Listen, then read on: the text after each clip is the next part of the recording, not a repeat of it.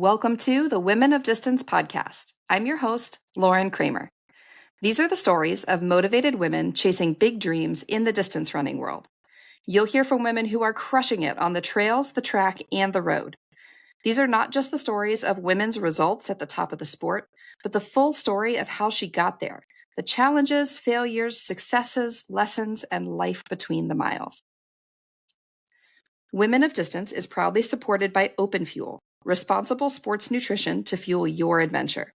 Check out their products and their mission at openfuel.co and use code WOD for 20% off your first and every order.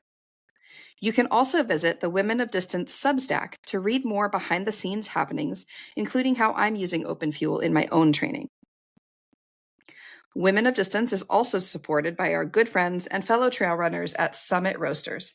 Roasted fresh in my hometown, you can support the podcast by visiting summit-roasters.com and using code WOD15 for 15% off every order. You can find all of these links and codes in the show notes and know that we really appreciate you supporting those supporting us. Without further ado, I hope you enjoy. Thanks for listening.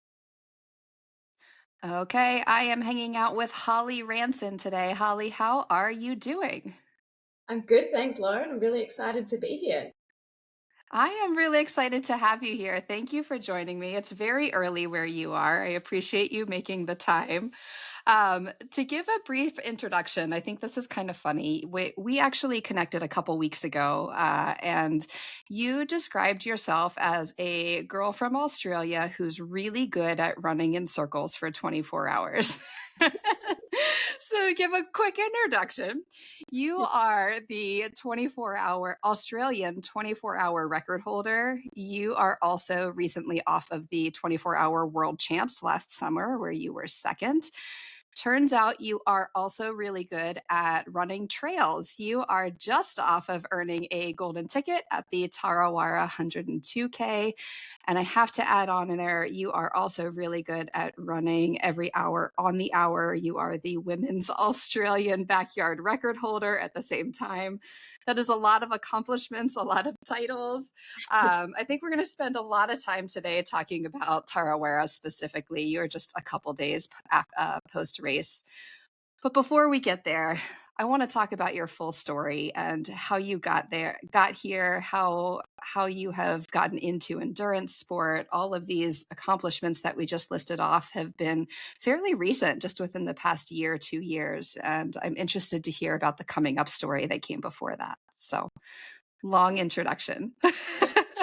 Let's go all the way back, way back. Where did sport and athletics first enter your life? Well, likewise, it's a long and winding story to get here. I was a sailor when I was growing up. That was my dad's sport. So I got into sailing when I was about 6 years old. And that was my serious sport all the way through till I was about 20. At that point, I started to get into running. I was going out with a guy who was into running. And so started a little run group with some friends. And he was basically training us just to go in the local 5K or 10K races. There was an athletics club here, or where I grew up, that did handicap running races every Saturday morning in different locations. So joined up to the club and went along to some of those races, and then ended up moving into a house by chance next door to a couple of people who were really into triathlon, and they saw me at one of these fun runs and said, "You better come along to our triathlon club." So they dragged me off to swimming squad, and then I figured I might as well learn how to ride a bike, and that was the next thing, and that sort of, I got seriously into triathlon for maybe 4 to 6 years. So starting off with the baby sprint distances and working all the way up to sort of half Ironman distance, which I competed. I ended up getting a professional license and competing in maybe one season professionally. Not that I wasn't professional. I was at uni and working 3 or 4 jobs at the same time, but raced in the pro field at a few races in Australia.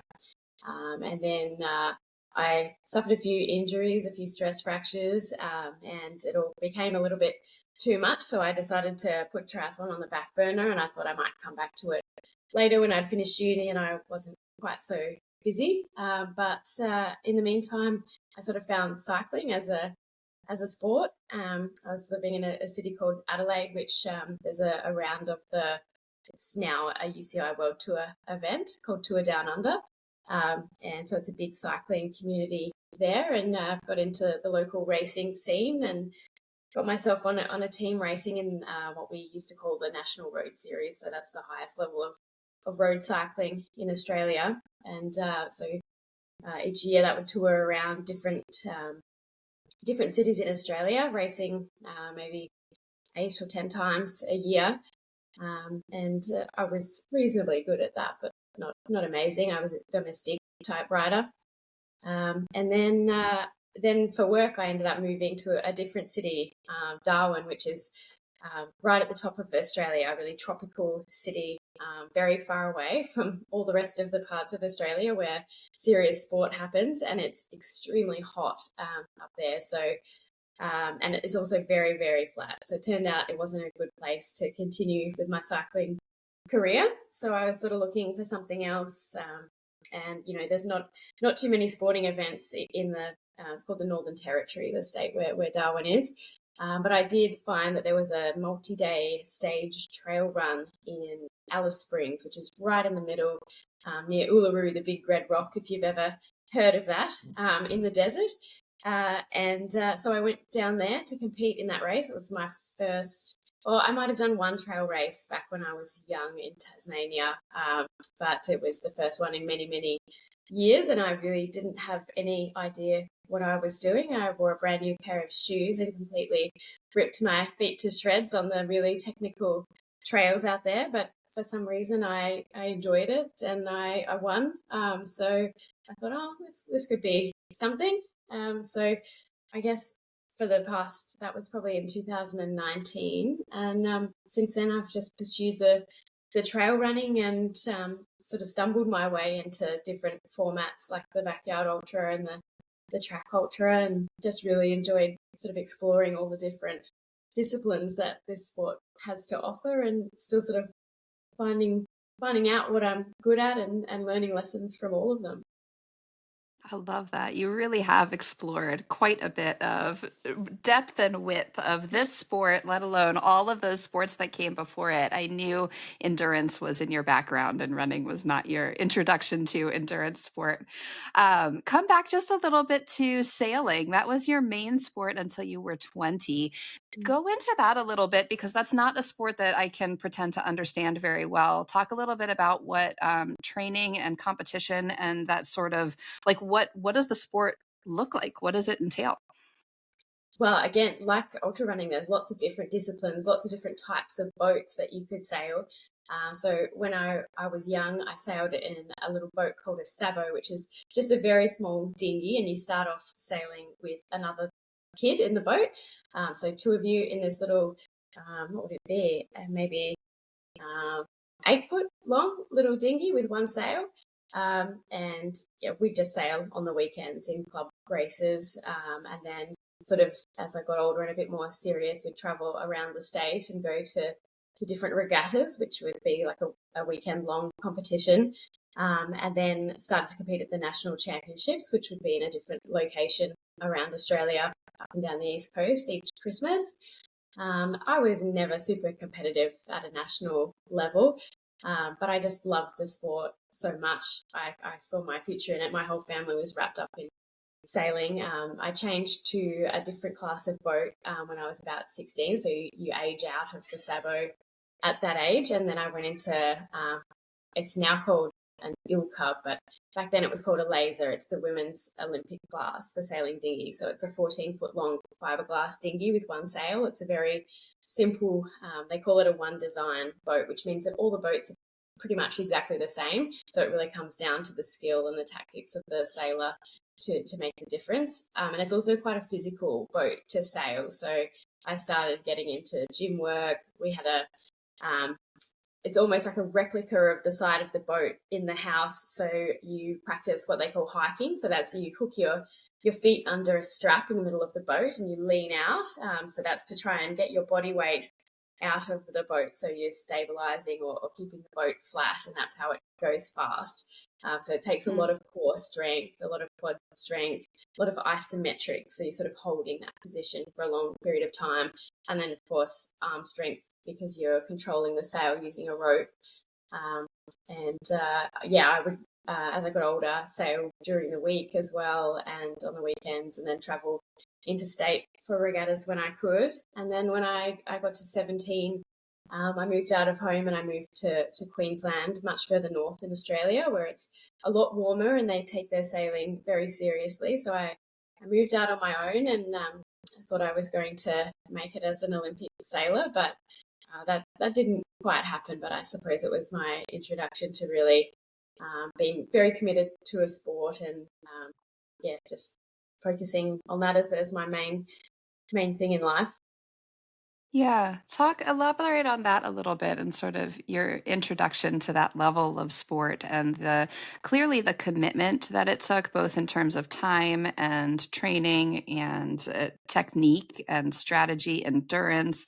What kind of things do you feel like you were laying the foundation in your personality or your habits or your routines during that Oh, time at that level of competition at a young age? yes, I think the discipline, that's where I learned how to be disciplined and how to set up a system. So a routine for your day that includes all the things that you need to do. And where I started thinking more seriously about nutrition, um, and it's also where I think I started learning how to balance lots of things at the same time. So I was studying through distance education. I was finishing off year 12, the last year of high school in Australia. And I was also working part time at a cafe to try and make ends meet, which I would ride my bike to and from, and then sort of the sailing and the gym, and nutrition and things like that. Um, so I think it just got me started in learning that life sort of revolves around that, but you have to factor in the other things because education's important, and you obviously need to keep a roof over your head. Um, and I think it just showed me that I can get through difficult things and tough things, and sailing's really good like that, even though it never gave me, I suppose, the type of fitness that you need for long distance running. I think what you do learn is that you could be far away from help. You have to rely on yourself. No one's coming to save you if you're out training on your own and the boat tips over or whatever. So you have to be quite mentally strong, and you have to deal with all different kinds of weather conditions, and I suppose problem solve, think on your feet a lot. And so, yeah, it's only been recently that I can reflect back and see how much sailing taught me that's been useful in endurance running. Yeah, absolutely. And in life also, I would imagine, like just hearing you talk about the problem solving and on a very basic level, time management and figuring out how to organize yourself, organize your day to give your time and energy to the various things that you needed to. Elaborate on that a little bit too. I know that you have continued to be very busy in your life, balancing a lot of things. What were you doing for university at that time? And maybe how did some of those foundational habits and personality traits that you were learning apply to then your education and your transition into triathlon as well? Yeah, so I didn't actually start university until I was about 23. So I was a really mature age student. Um, I Once I finished my high school years, and I'd been doing the sailing for a year, I actually decided to move back home and work for a little while and save up. And then my plan was to go to uni and study journalism, actually. But while I was home working, I got a job as a journalist. So I never ended up studying. I did a sort of, I guess you'd call it an internship in the States. So I did 3 years of training on the job. And then during that time was when I sort of got into triathlon. And then because I tend to get right into things, I wanted to work in it as well. So I ended up getting a job for World Triathlon Corporation, who I think owns the UTMB events now. And I moved to Sydney, and I was working for them as a media and marketing sort of person, which only lasted 6 months. I didn't maybe enjoy that as much as I thought I would. So I went back to Tasmania and just did a bunch of casual jobs for a while, and then decided I wanted to be a sports dietitian because I was really interested in the nutrition side of triathlon. So moved to another city in Australia and started studying nutrition and dietetics. So that was a 4-year degree. And while I was doing that, again, working, usually lifeguarding, working in a bike shop, those sorts of things that revolved around what I was doing for sport as well. And then when I finally finished university, I remember in the last year, our lecturers saying, "Oh, there's hundreds of graduates of this program, and there aren't any jobs in this industry for graduates in Australia. So you should probably just apply for any sort of job that you could do." Which is really what you want to hear after 4 years and however many thousands of dollars of doing a degree. And in your last year as a dietitian training in Australia, you do basically 6 months of kind of unpaid work in various places to get work experience. And one of the places I had been was to Darwin. So, and I loved just the location and the people in Darwin. So I looked for a job up there, and I found a job being a firefighter, which was a complete change of pace from dietetics, but it sounded like a great adventure. So that was how I ended up there. And then as a firefighter, you have 4 days off every 4 days. You work for 2 days, 2 nights, and then you have 4 days off. And education's always been really important to me. I love learning. So I thought with all this free time, I could probably start a graduate diploma in psychology because I was quite interested in psychology. I felt that it led on from dietetics because when you have the knowledge in food and what people maybe should be eating, and then you see clients and you can't translate that knowledge to behavior, then you start getting interested in the psychology of it and why does that knowledge not translate into behavior change. So I decided to do a bit of study into psychology, and then after all of that, I was given an opportunity to start a PhD that sort of merged those interests. So now I'm halfway through my PhD, and it's on basically the social influences on firefighters' dietary behaviour at work. So sort of looking at how peer pressure and workplace culture and traditions and things like that influence what firefighters eat when they're at work. So yeah, I haven't ever stopped the journey of merging training, study, and work, which I probably should do because it's a lot. Hey, folks, quick interruption to make sure to say thank you to Open Fuel for supporting the Women of Distance podcast. Open Fuel is responsible sports nutrition to fuel your adventure. Check them out at openfuel.co. Right now, I'm loving their Ultra Fuel drink mix with 60 grams of carbs and 500 milligrams of sodium all in one serving.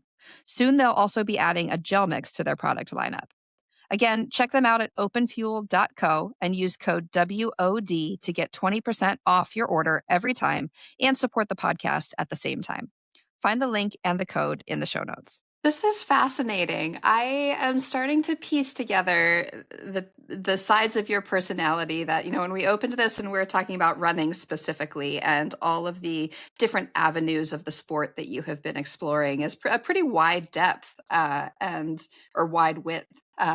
Hearing this now in your life and how you are sort of just very curious and interested in learning and sort of exploring life and education along the way as well. I can see those two being a piece of your personality. I'm not phrasing that very well. It's not coming out very well. Line up for us a little bit in terms of what you were doing in life and what you were doing in sport. Where did trail running enter the picture? That first trail race that you were mentioning, was that when you were working as a firefighter at the same time? Yes, Okay. it was. Yeah, yeah, exactly. Okay. Yes, I just recently moved to Darwin, and I was looking at what sporting events were around in the vicinity, and I saw that one, and yeah, it's a very beautiful trail down there, very technical, but yeah, it's amazing. I would highly recommend it if anyone is traveling to Australia. The Larapinta Trail out of Alice Springs, it's absolutely stunning. Okay. So coming into that first trail race, obviously you said you won and it sort of lit a light bulb that maybe there was something here.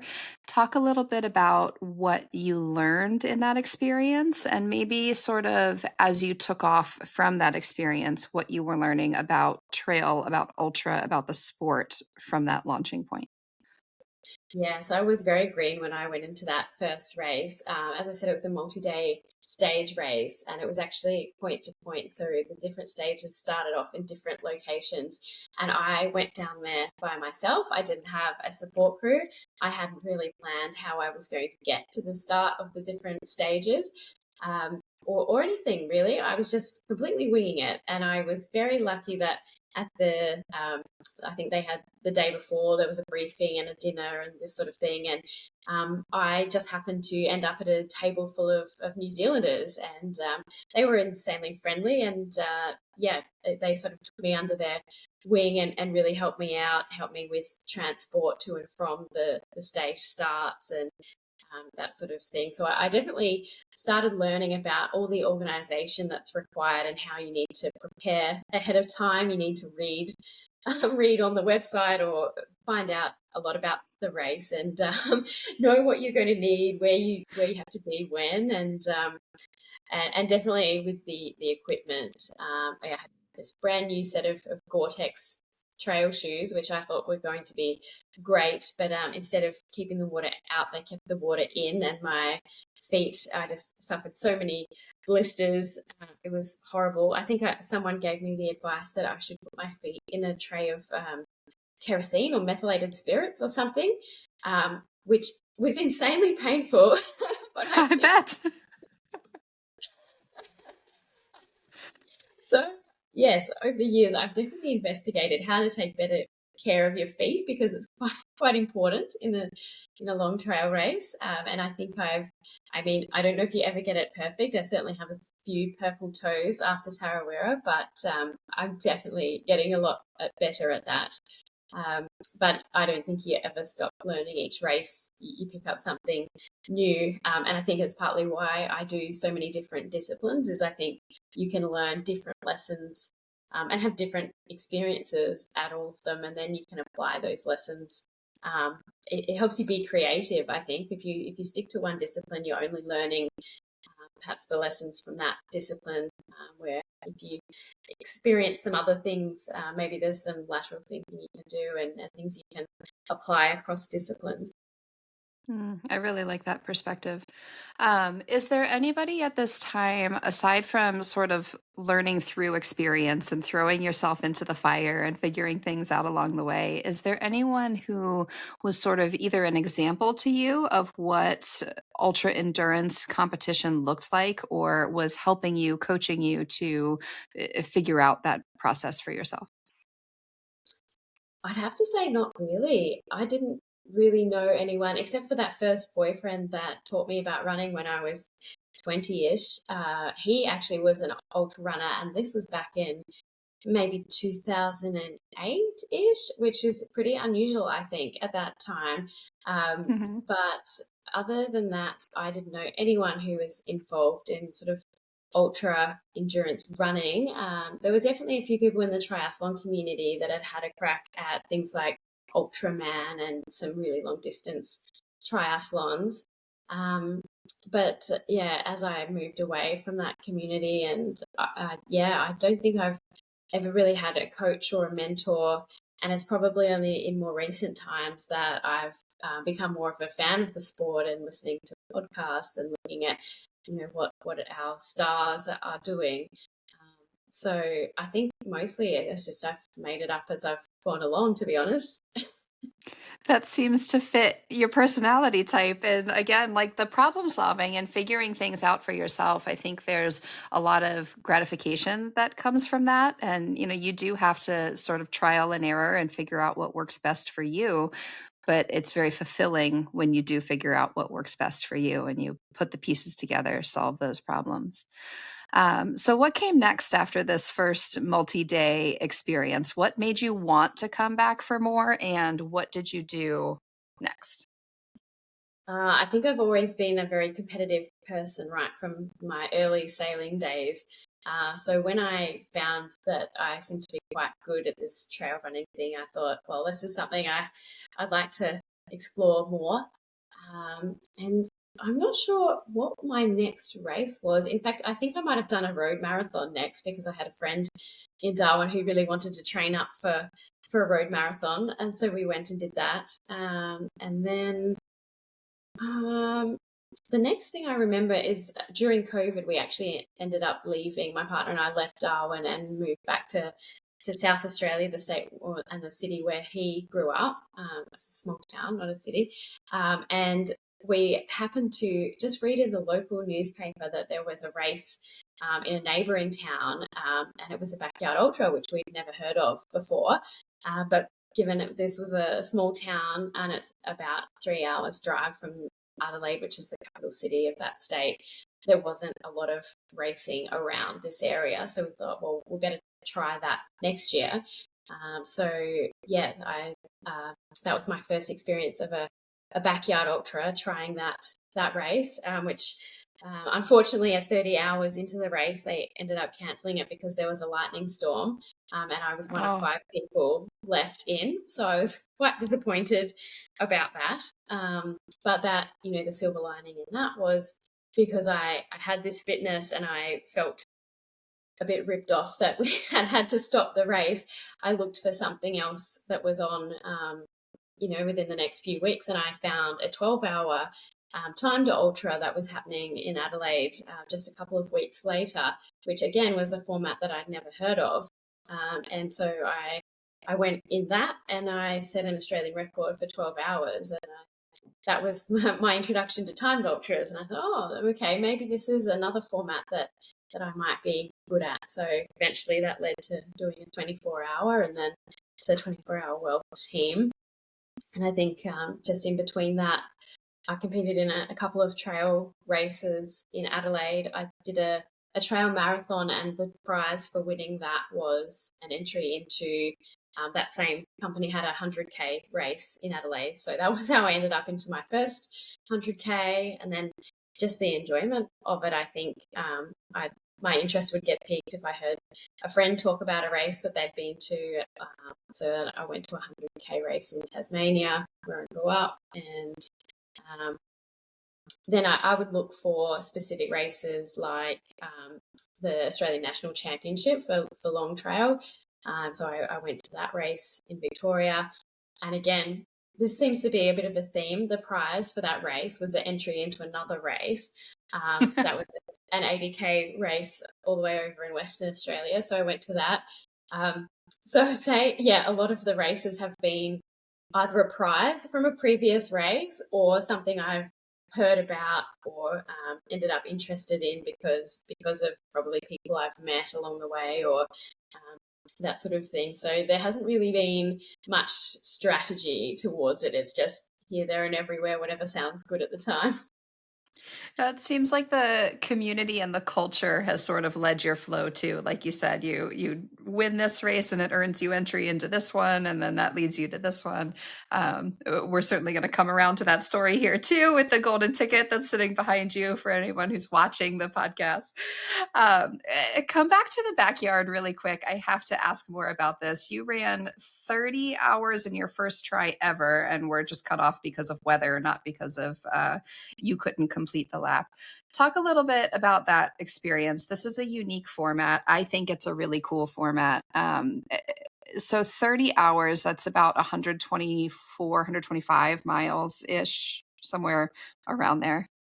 Yes, that sounds about right. It's 300 kilometers. I can't do the conversions, but in my head, but that sounds right. Yeah, yeah. For our North American listeners, miles Yeah, and kilometers. yeah. Um, do you feel like that experience of sort of essentially running a lap every hour on the hour, do you feel like that experience prepared you for what you then went on to do on the track and sort of different but similar sort of philosophy, and that you are repeating the same thing for a period of time and sort of getting yourself in a groove for long periods of time?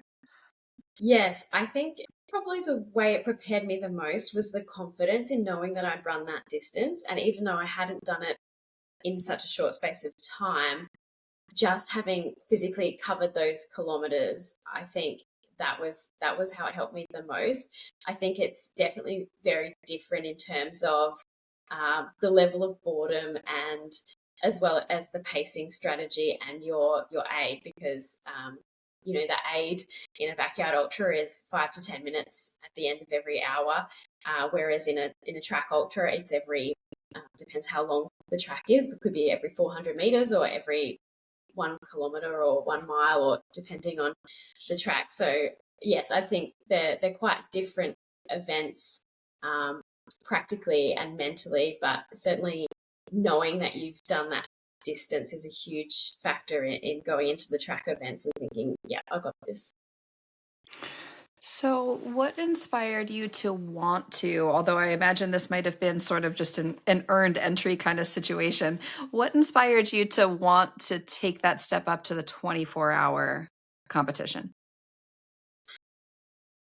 I think it's a logical next step. I think probably when you get into running as an adult, the next challenge is always a longer distance. It doesn't tend to be, can I do this distance faster?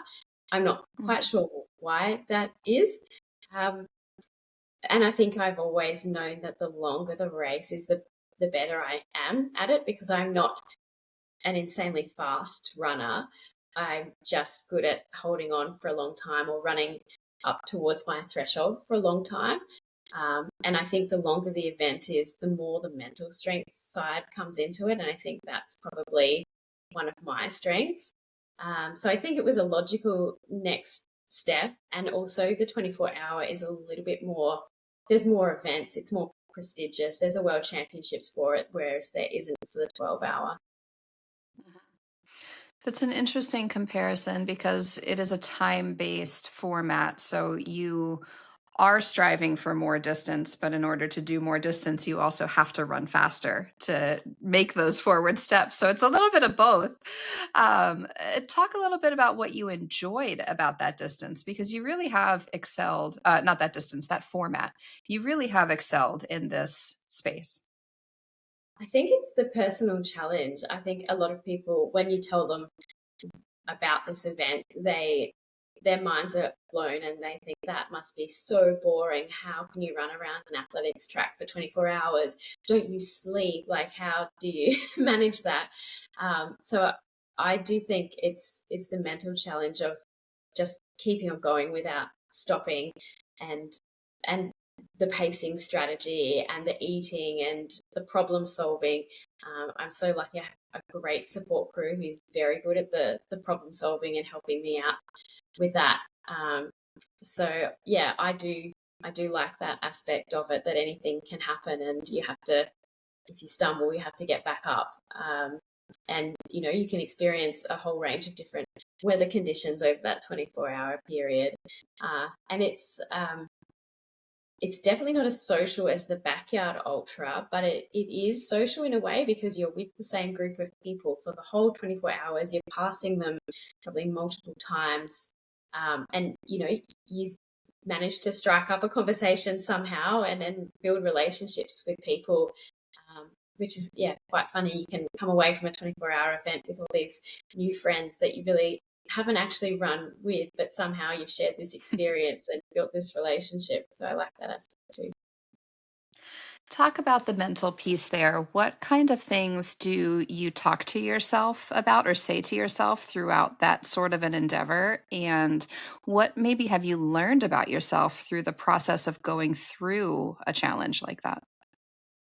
Well, I think actually similarly to trail running in a lot of ways, the key message is to stay in the present. So not thinking about how far you've got to go, because that's really overwhelming if you're there thinking, oh, I've got another 18 hours of this. I need to keep up this pace. I need to push through this level of pain for another, 12, 14, 18 hours. That's too much. Your brain can't handle that. So you just come back to being in the present. What can I see? What can I feel?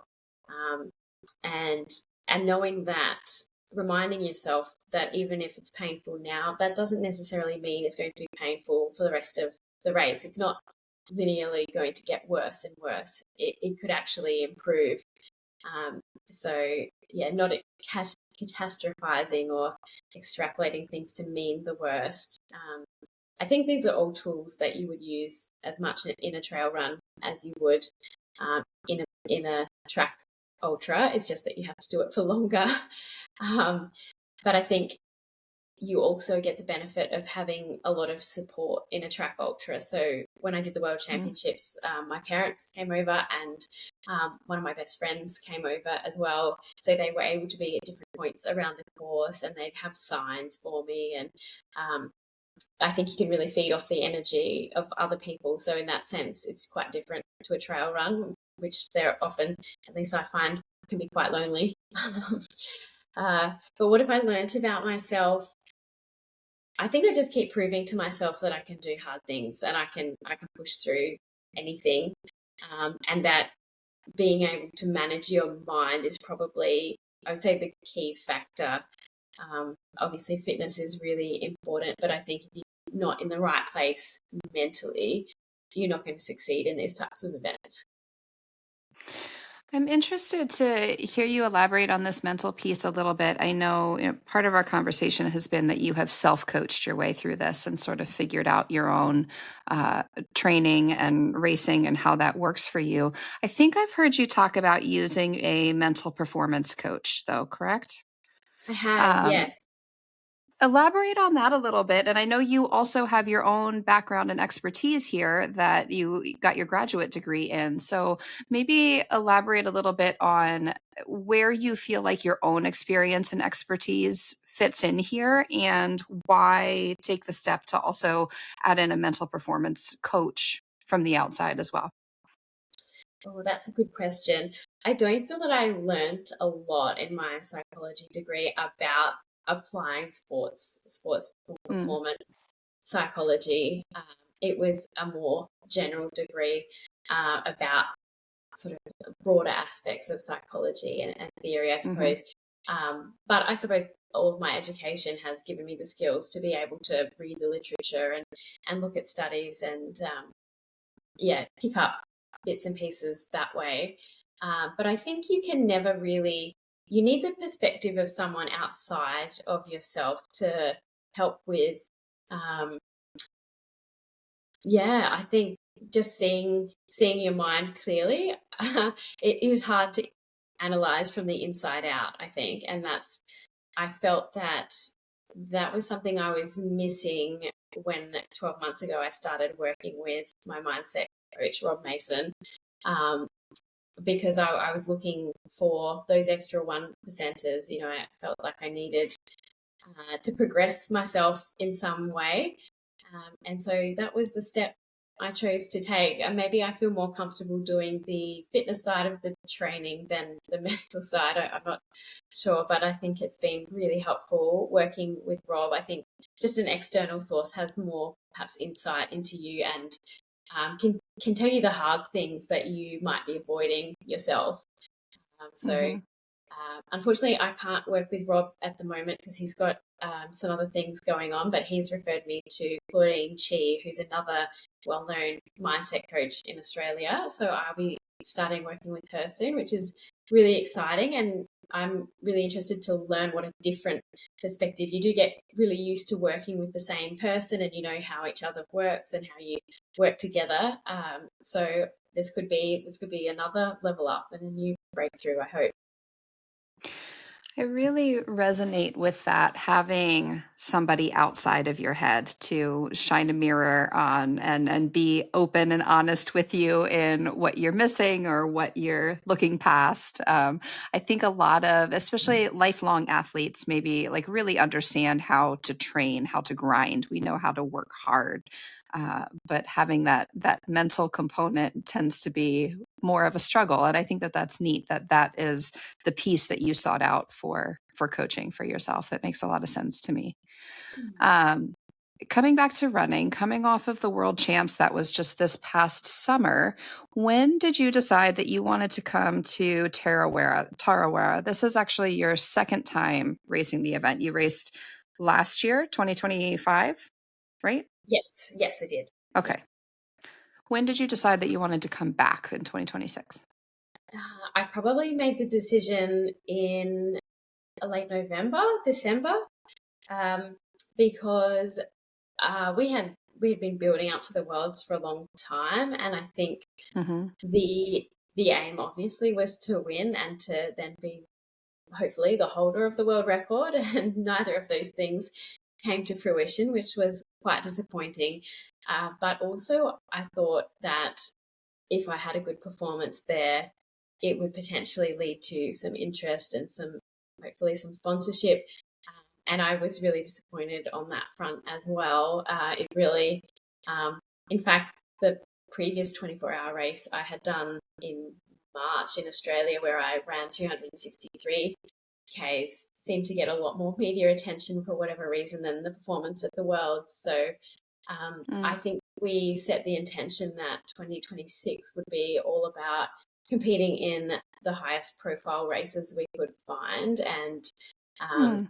even though the Ultra Trail series of events hadn't really been something that I had focused on or wanted to focus on in the past, we perceived that that's sort of where the sponsorship eyes and the money, it's all on those events. So we said for 2026, those are the events we're going to target. And if it doesn't work, well, then we can go back to doing whatever races I feel like in 2027. But for 1 year, we're just going to give it this good crack at these high profile events. And of course, the first one, well, Black Canyons and Tarawera were on the same day.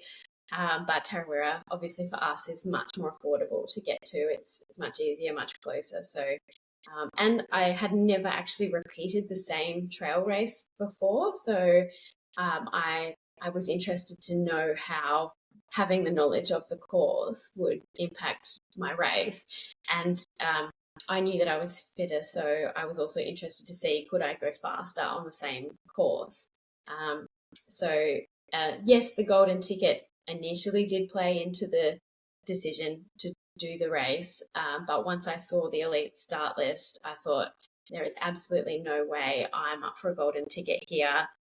So I'm just going to go and race and have fun and see what happens, see if I can and do better than last year. Mm. Yeah, that was how I decided to do it. So, elaborate on this a little bit. What do you feel like you learned about the course and the race last year that you were able to apply? Let's maybe back up a little bit and apply to your training and that transition from training for the 24-hour, the track, the speed, the flat, and adjust that to training for the trail.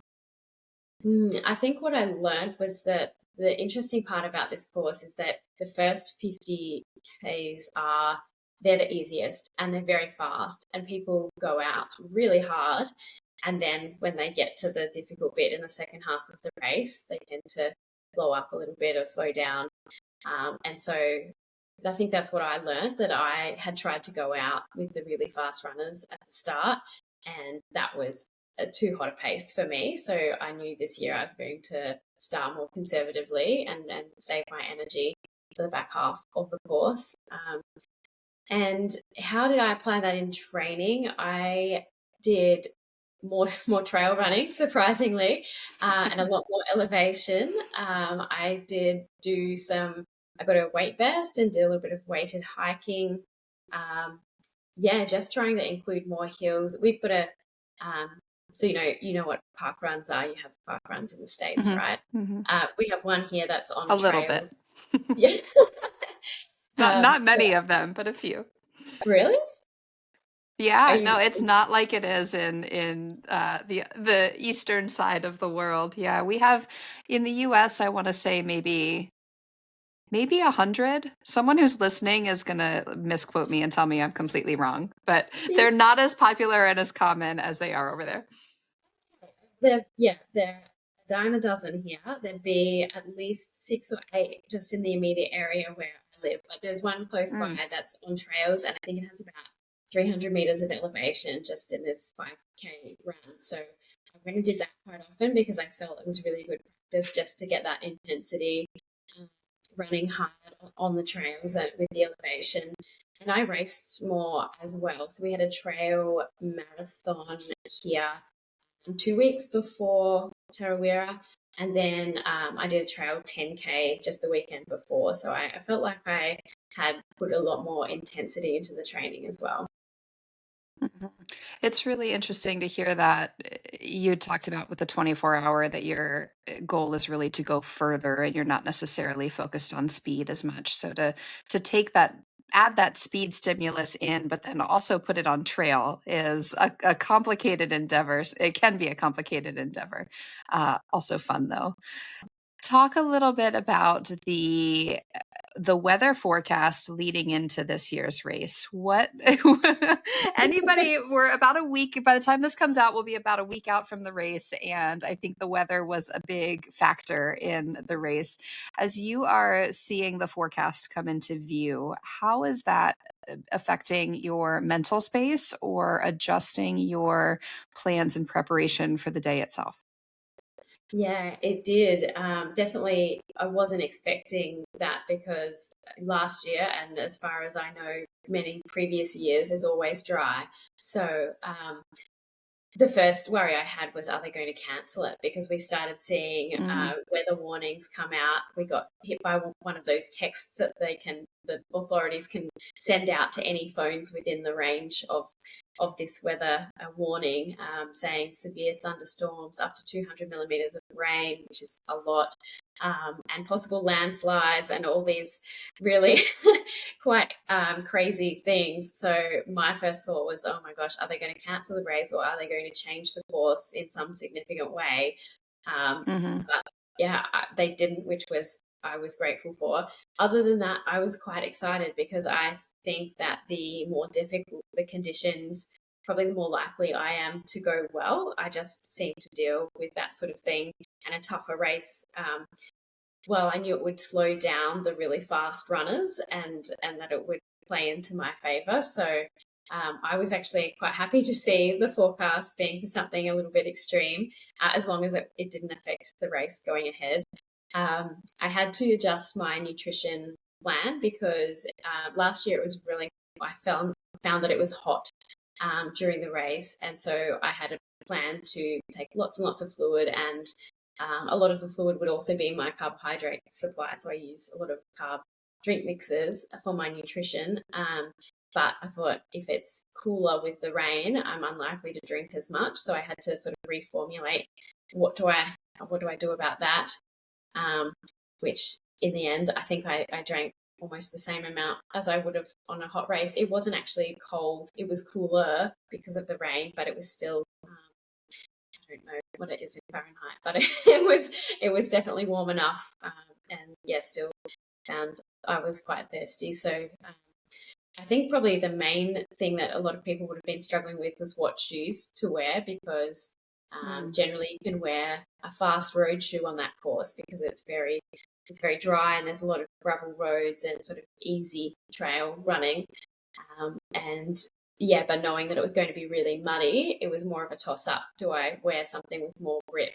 And in the end, I decided to still go with a road shoe because I knew that if it was really, really muddy, even a good trail shoe doesn't have any grip in slippery mud. So I thought the road shoe would be more beneficial in the sections where it is runnable, especially the last 7 kilometers to the finish. It's all flat and it's basically road.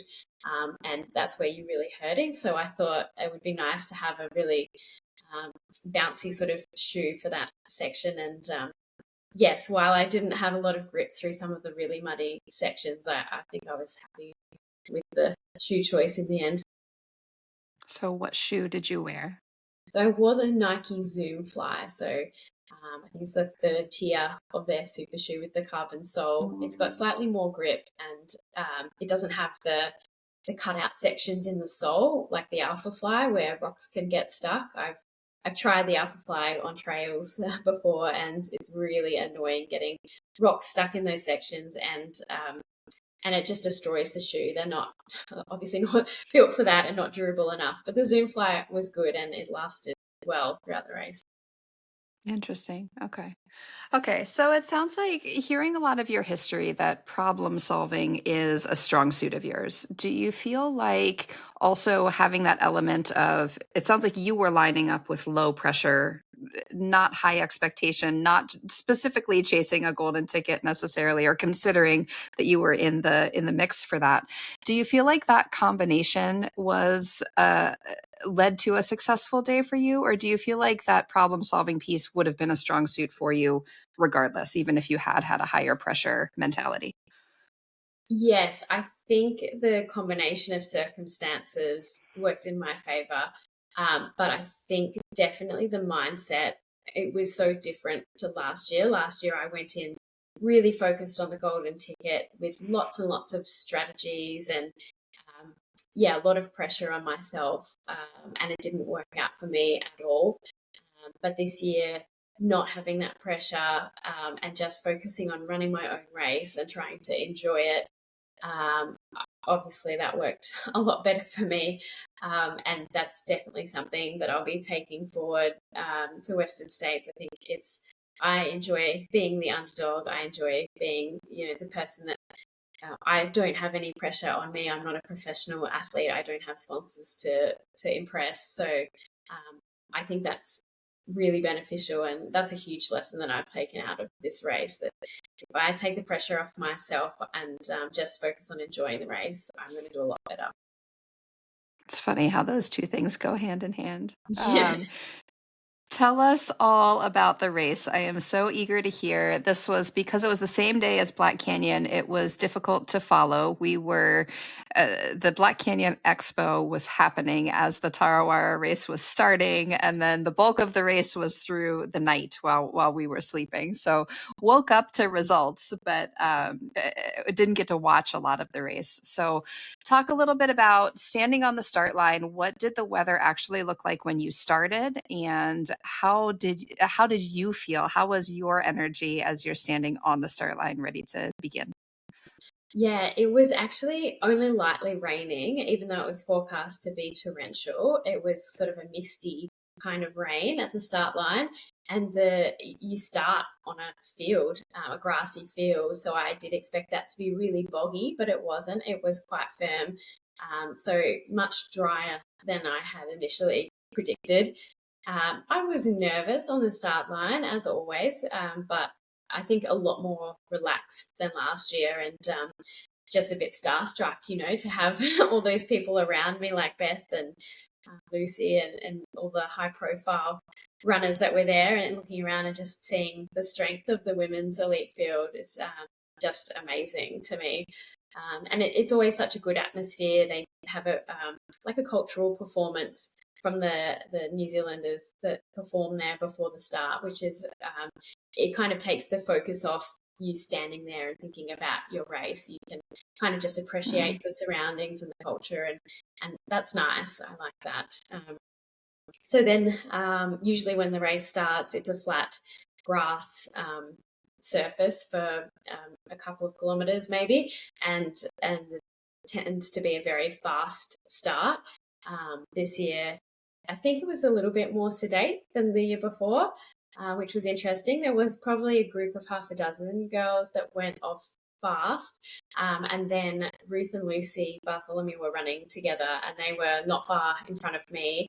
So I thought this is a good position for me. I'm just going to stick here and, have a fairly conservative start. Um, and so we ran sort of in that way until the first aid station, which is about 14 kilometres in. And Lucy and Ruth both stopped at the aid station, but I didn't need to, so I kept going, and I expected both of them to come steaming past me at any minute after that. But only Ruth did, so, I was surprised not to see Lucy again, but I don't think she was having the greatest of days out there. So Ruth, of course, went off into the distance straight away. And then I caught up with Katie Asmuth not long after, who I didn't know previously, but she was very kind and introduced herself to me and said a few words, and then, kept running. And, I didn't see anyone else until, um, so there's another aid station at about 28 kilometres, and then you go into a section of forest, a section of single trail, where you pass a big waterfall, which was really beautiful. It was flowing because of all the rain that we had. It was, it's quite wet underfoot there, but still not actually raining very much. And then when you come out of that forest section, there's a long straight road you can see a long way in front of you. And I could see a couple of people up ahead, one of which I thought was Beth McKenzie because she was wearing a pink outfit, which is unusual in trail racing, so I could pick her out straight away. And I thought, she's probably not as confident on the technical section, so she's just sort of come back a bit, but she'll race off into the distance, and I won't see her again. But just as the case went on, she got closer and closer and closer to me, which I thought, oh, something must be going wrong for her. And then just at there's an aid station at about 40 kilometres. It's uncrewed, so you've got drop bags there. And I was in and out really quickly, but I'm not sure whether the volunteers couldn't find her bag or it didn't end up being there, but she got stuck there for a longer time. So I overtook her while she was at the aid station. And then after that aid station, it did start to rain torrentially, really, really heavy. Not cold, but just a lot of water, and the trail was very, you're probably ankle deep in water most of the time, which, yeah, it wasn't too soft at that point. The ground was still reasonably hard, so it wasn't too difficult to run, except just on the odd occasion you'd put your foot into a puddle and it'd be much deeper than you were expecting it to be, which kind of caught you off guard. And it was very dark and gloomy. And then from that point on, I really didn't see any people, so it was also quite lonely. And then you come down this steep descent into the first crude aid station, which is about 58 k's in. And that was just absolute slosh. It was just like a black river of mud running down this steep descent. And there was someone from the race organisation out there tying ropes between the trees, so you could actually kind of slide down holding the rope. But he hadn't finished his job by the time I got there. So I got a few ropes on the first few trees, and then it was just, I kind of slid down a lot of it on my bum because I thought that was the safest way. If you stood up, you were just going to immediately fall over. So just slid down that. And then there's maybe a few kilometres of single trail coming into the aid station there, which was very wet and mushy. And then coming into the aid station, there was almost like a swimming pool. Just you had to basically run through on the way into the aid station.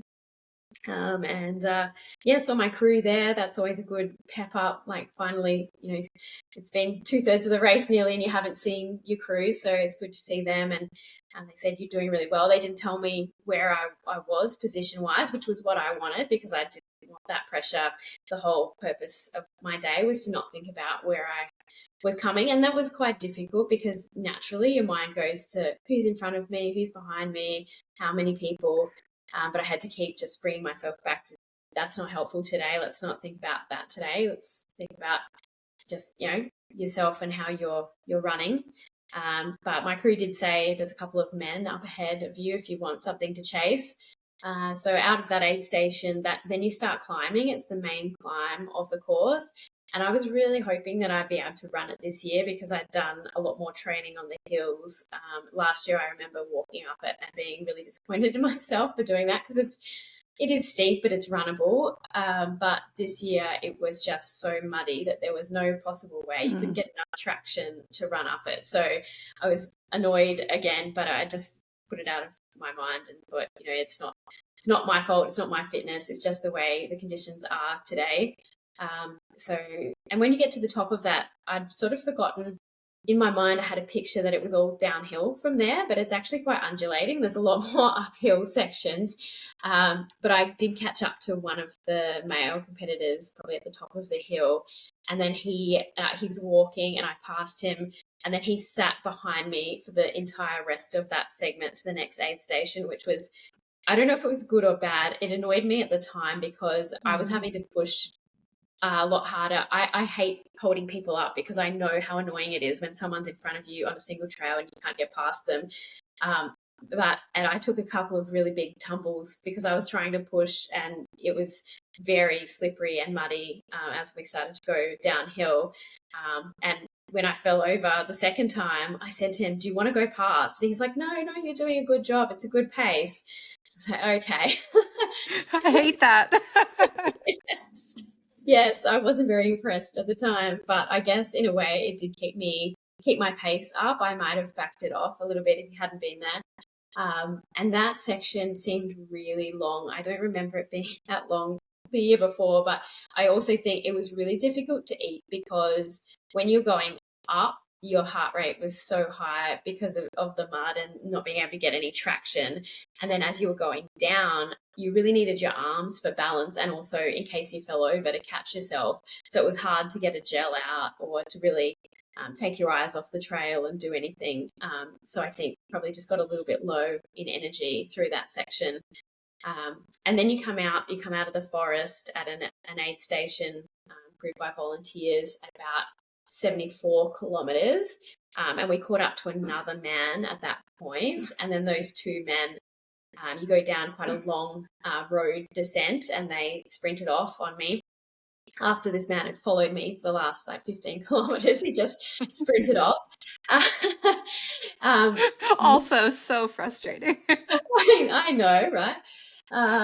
You go along a little trail alongside the side of a lake and across a couple of parks where there's people doing boating and recreational sort of stuff. It wasn't raining quite as heavily by this point. It sort of eased off a bit. And you get some cheers, like there's a few people hanging around there, which is nice. And then you come into like a very small community, sort of the most suburban area with some streets, and they're very up and down. And these two men that had been in front of me were walking all the ups. So I managed to catch up with them by jogging the ups. And so I was jogging alongside this guy and we got chatting and introduced ourselves to each other. And then he said, "Oh, you must be in fourth female position." And I said, "What?" I thought I hadn't been thinking about it intentionally, but in the back of my mind, I thought it might have been eighth-ish, sixth or eighth maybe. And so I was really shocked when he said, "You're in fourth." I said, "Are you sure?" And he said, "Well, don't quote me, but I'm pretty sure only Ruth, Caitlin, and the Japanese competitor are in front of you." And I thought, oh, wow, that's a bit of a shock. But again, something I need to put out of my mind because it's not really helpful to think about that right now. And then I ended up passing both the guys and, you run through another little forest bit and then you come out at Blue Lake, which is, you do a 5-kilometre circuit around this lake. And usually you do a single trail section on the closer side of the lake, but I think it might have been flooded because the water level had risen in the lake. So they sent you around the road, which I wasn't too unhappy with at that point in time. My calves were starting to cramp, I think because of just the extra stabilization through all the mud. And then as you came onto the Blue Lake circuit, that was where all the 50-kilometre and 21-kilometre race entrance had already been through. So the trail was just completely torn up. It was just slippery mud, like an ice skating rink. And I took another big fall just as I came onto the muddy trail there. And then you had all those competitors in those races who were walking with poles along the trail.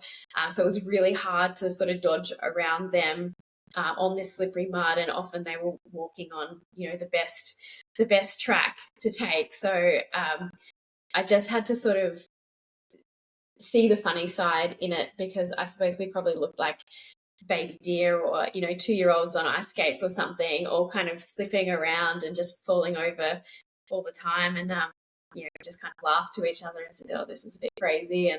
And then you come out to the Blue Lake aid station at 84 kilometres. And I got to see my crew again there, and they were pretty excited and said, just keep going. It's time to sort of, cash in on all the effort, all the early mornings, all this sort of thing.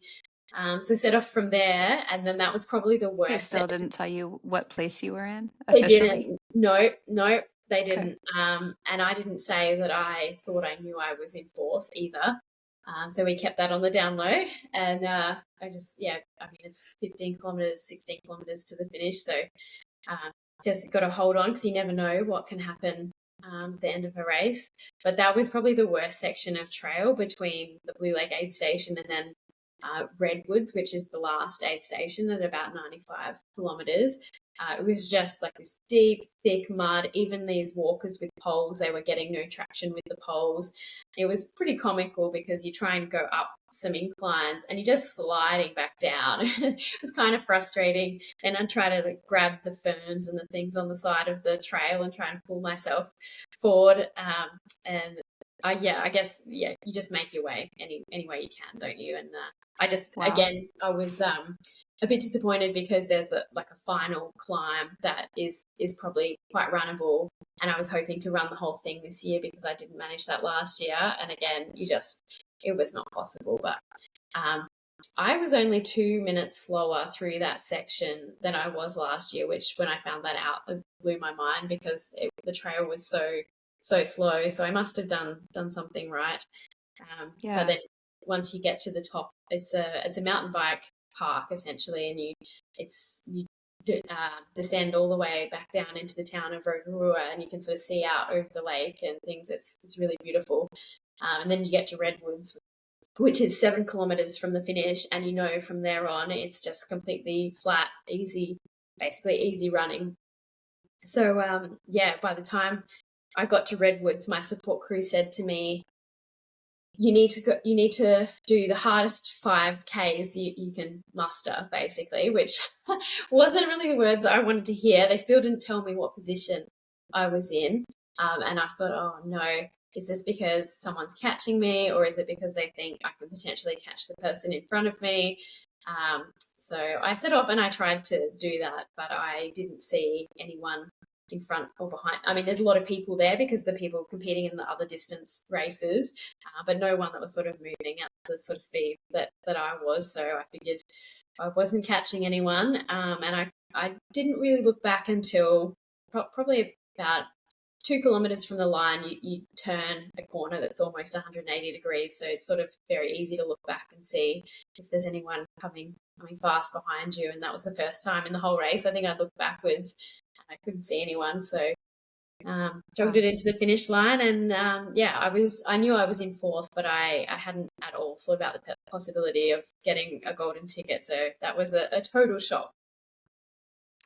Wow. Okay. I want to go backward just a little bit, hearing about the first half of the race. You said standing on the start line that you felt a little bit starstruck, that there were a lot of notable athletes on that start line. And here in the first half, you are running past them and leaving behind Lucy and Beth and Katie. Those are names that listeners will recognize. Was there ever a point in that first half or even later that sunk into your mind, or that you thought about, you were really focused on running your own race and taking this first half easier, and here you are passing the people that you had been starstruck by on that start line? Did that ever mean anything to you, or give you any consideration, or did you really stay in your own race the whole time? I tried to stay in my own race. I think the benefit of being maybe a little bit naive or in the dark about the whole trail racing scene is that I don't know everyone. So I actually did not know Katie. I didn't know who she was before I met her out there on the trails. Lucy, I actually beat in the same race last year. So I I wouldn't say I wasn't surprised. I was a little bit because I knew that she'd been in really good form at the end of last year. She'd won Mhm. quite a lot of races in Australia and obviously had that amazing result at UTMB. But I didn't know whether maybe she just that course doesn't agree with her, or what. So I wasn't overly surprised to pass her and keep her behind me. But certainly Beth, I was very surprised. Um, Obviously she's just such a fast runner and such a competitor.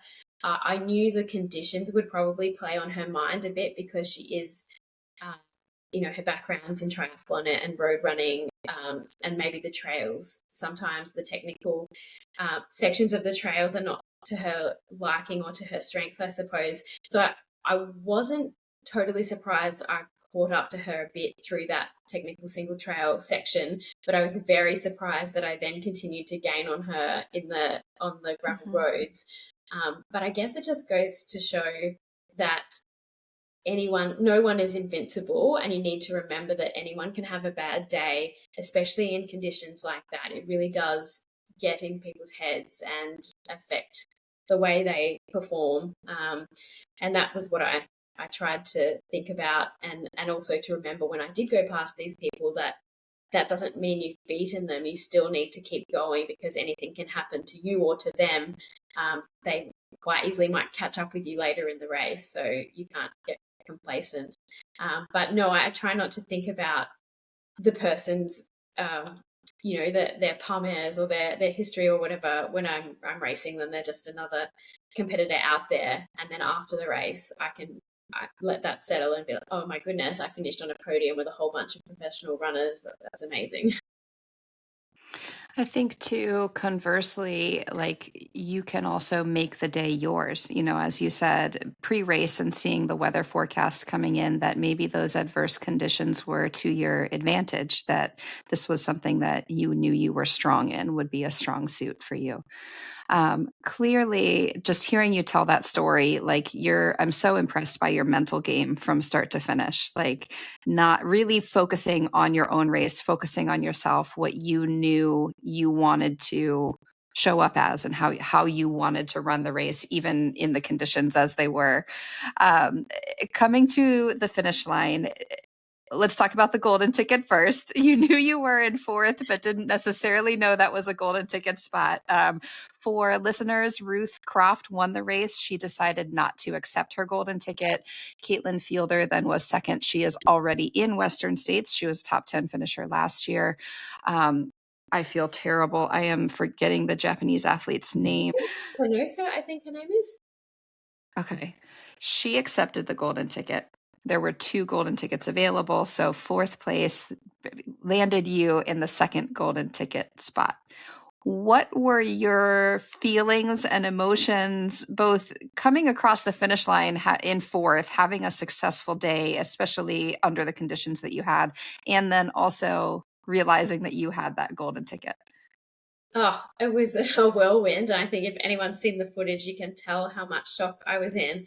I think I'd completely forgotten about the golden ticket, I think, which is mental considering last year it was all I thought about. But I was so stoked to be in fourth in that field. I actually, going into the race, if I had have thought about it, I thought another eighth place like I got last year would be a good result in that field. So to finish fourth, I was over the moon with that. And then to be presented with the golden ticket after I'd completely forgotten all about it was just such a shock. And we had written off the chances of going this year. We just did not think it was going to be possible for me. So we'd planned our year. We usually don't plan very well. As you can tell, I like to be quite spontaneous. But this year I'd already booked to go to CCC because even though last year we left everything up, oh, we might be going to America. This year we were like, there's no chance.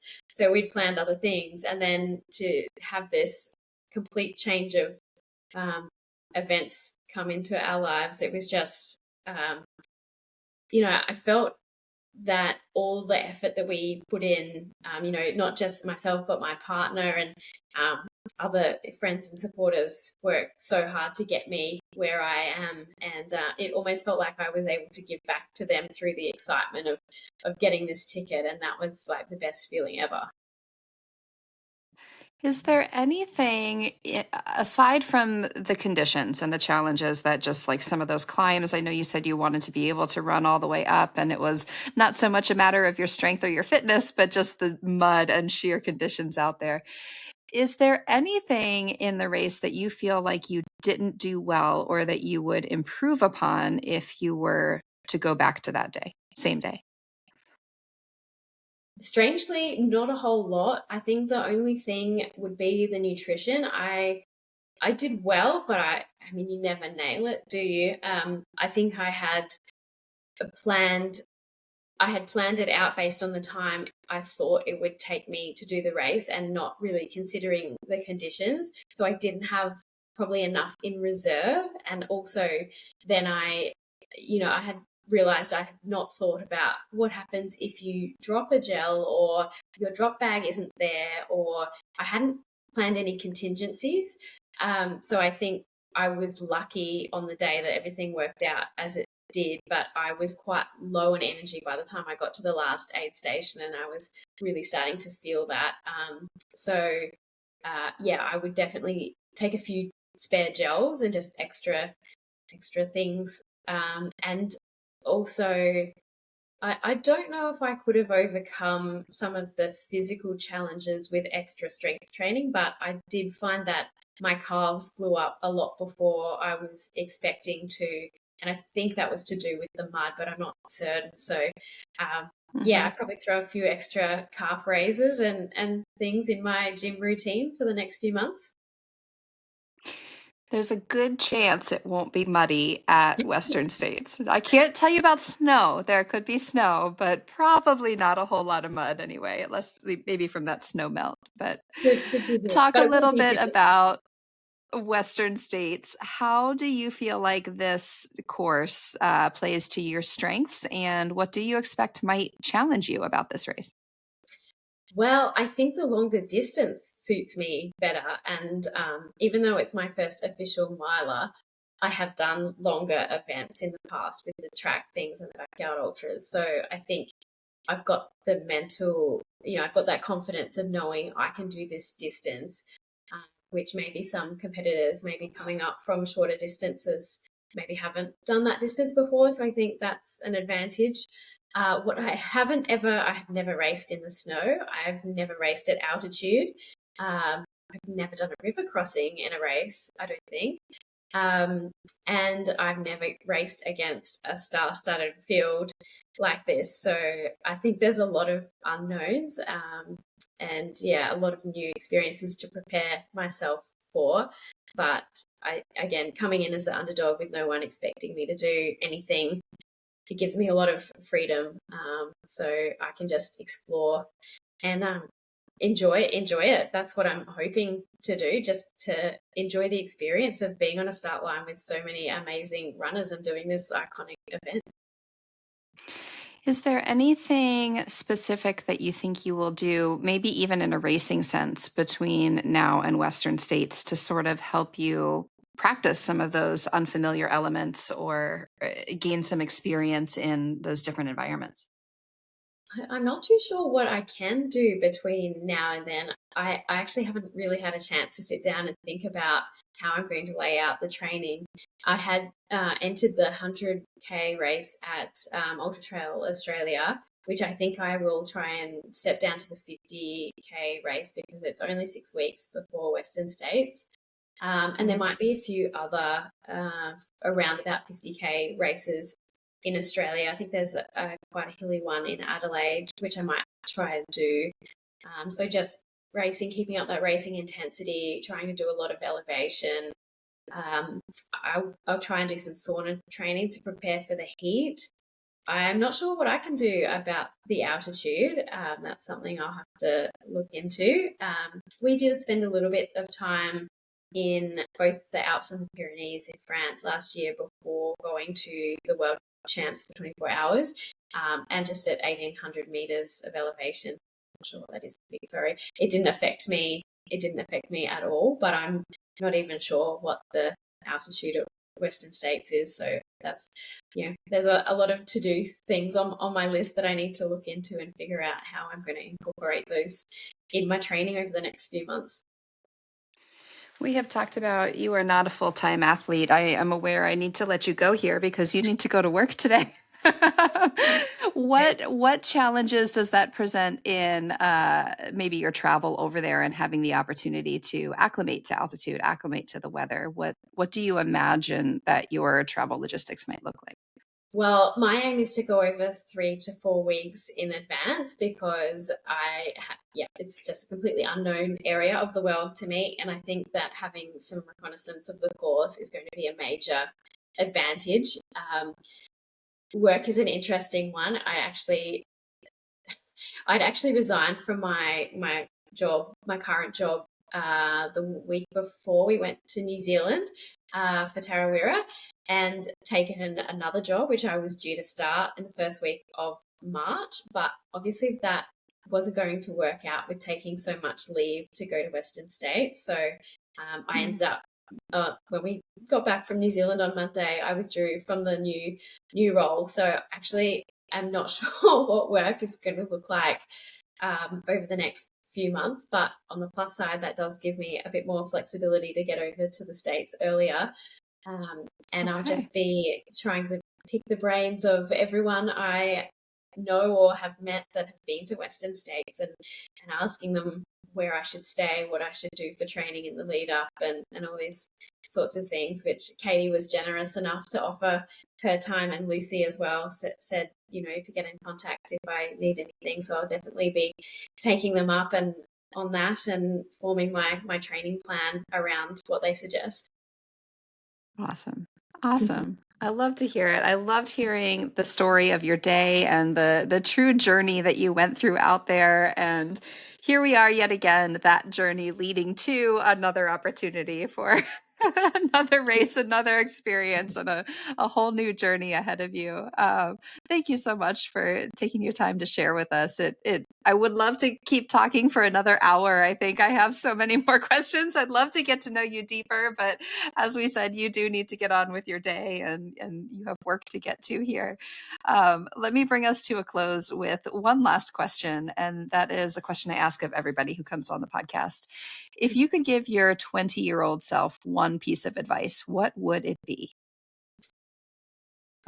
Well, my 20-year-old self would not have listened to anybody's advice because she thought she knew everything. I But love that.